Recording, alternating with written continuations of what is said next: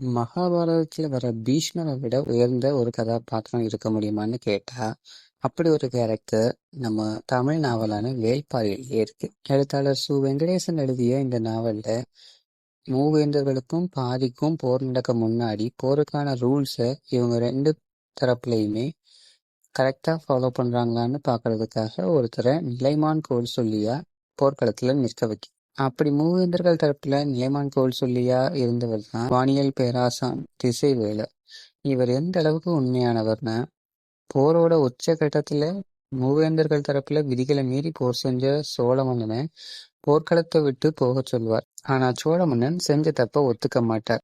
தன் பேச்சுக்கு மதிப்பில்லாத ஒரு தரப்புக்கு நிலைமான் கோல் சொல்லியா இருந்து அவர் கண்காணிப்புல நடந்த போர்ல தப்பு நடந்தும் தண்டனை கொடுக்க முடியாததால தன்னோட உயிரையே விட்டுருவார். இந்த கேரக்டரை பத்தி நீங்க என்ன நினைக்கிறீங்கன்னு கமெண்ட்ல சொல்லுங்க. மறக்காம இந்த சேனலை சப்ஸ்கிரைப் பண்ணுங்க.